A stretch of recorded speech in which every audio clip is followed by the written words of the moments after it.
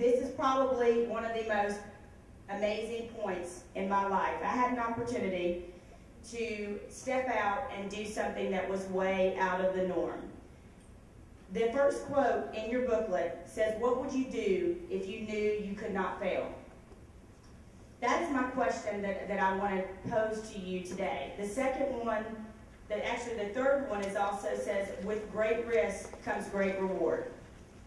I was a sports talk show host here for 3.5 years, and my co-host decided to come up with a bright idea of going out to play football with the Columbus Lions. And I said, that'll be fun. You know, wasn't really quite prepared for what I was going to go through.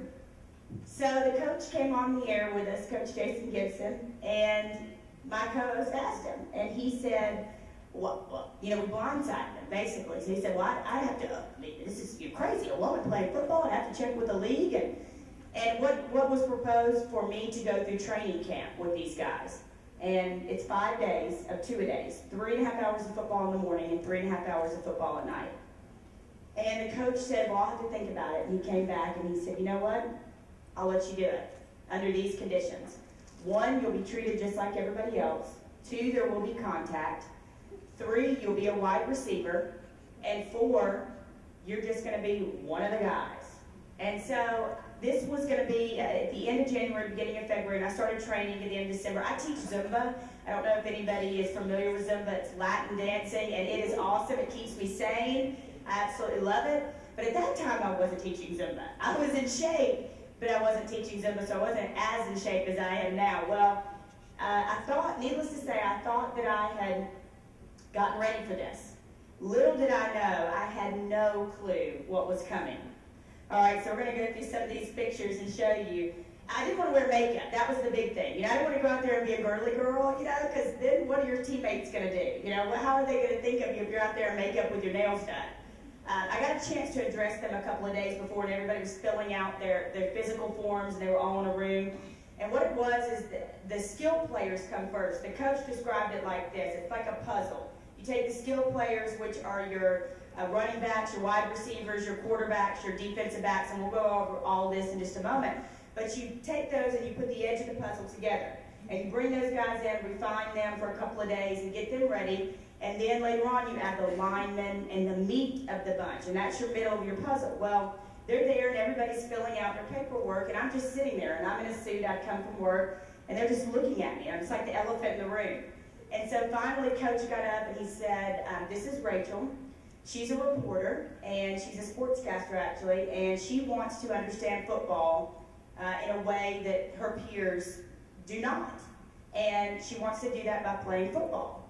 And she is going to come out here and work hard, and I want you to accept her and treat her like your own. And so I got a chance to address them, and I told them, guys, I want to be the best just like you want to be the best. Just like you want to go to the NFL, I want to go to the top of my profession, which is ESPN or Fox Sports, something like that. So I said, this is no joke for me. This is not a media stunt. This is not just to try to get publicity. This is for me to gain knowledge that I would never, ever, ever have and have a once-in-a-lifetime opportunity. So they giggled for a little bit. And then once they were done giggling, they really took me seriously. I said, this is the last time for you to laugh. When we get out there, I want you to treat me like you would treat anybody else. And so this was the first day, and I had a little ponytail on the top of the head there. The helmet was too big, and I didn't really know. Every time I undid it, I couldn't get it back.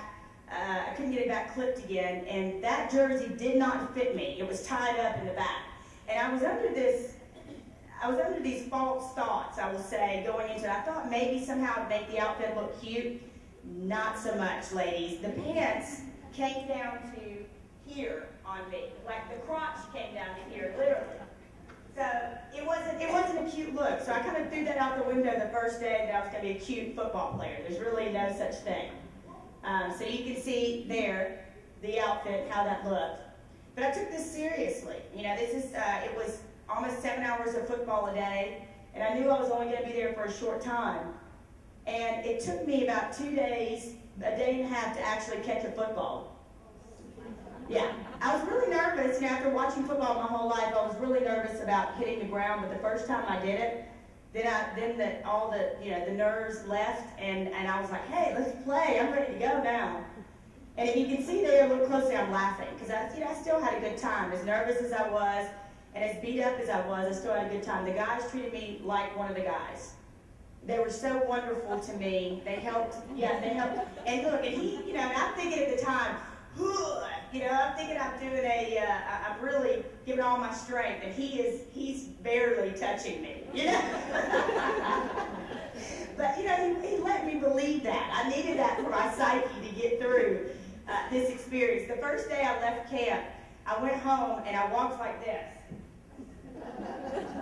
Now, I went home and I passed out on the couch, literally fell out all the way until the night session.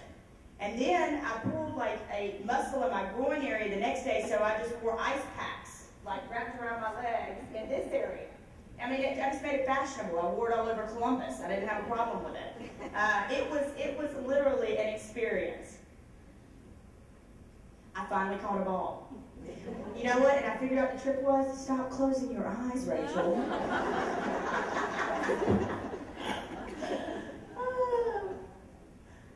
So these are just some more pictures. This was my one and only iconic football picture, like your son has, or your husband has, or your brother. And they never smile in them. So I knew I couldn't smile. So that was my big claim to fame there. This was the next to the last practice. I had pulled some muscles in my groin area that increasingly became so painful that I couldn't go. And on the last night of practice, I couldn't go. And I remember sitting on the sidelines, and I remember just crying, just streaming tears down because I wanted so hard and so much with all my heart to be a part of this football team that I felt like I'd become a part of. And I couldn't go. My body wouldn't let me go. And it was at that moment that I realized what football team sports are really all about, as someone alluded to earlier. That it's not just about, the physicality of it, but it's really about the teamwork and the camaraderie and the fact that you love the guy next to you and you trust him 110% to have your back at every play in that football game or whatever sport it is. These guys in 5 days have become like my brothers. The first time I caught a pass, my coach had his back turned, and literally they lifted me up and patted me everywhere except my rear end. They didn't go there. But they lifted me up. It was like a moment out of Rudy. I mean, really, they were so excited for me. But I got a chance to talk to them, and I prayed for them, and I told them, what I expected of them and how I felt so honored that they let me be a part of this football team. That was the last night. You can see it was freezing outside. I was cold. My eyes were swollen from crying. And we prayed together a lot. That was a big thing that we did. And you know what? I thank God for this opportunity because I realized, we didn't know until later on, but that I'm the only known female sportscaster in the country to ever fully participate in a football training camp, in a professional football training camp. There's been women that have put on a helmet. There's been women that have put on pads. But there's never been a woman that we know of, and we've done a lot of research, that's ever fully gone through a football training camp. And the experience was invaluable. It was one of the most amazing times in my life.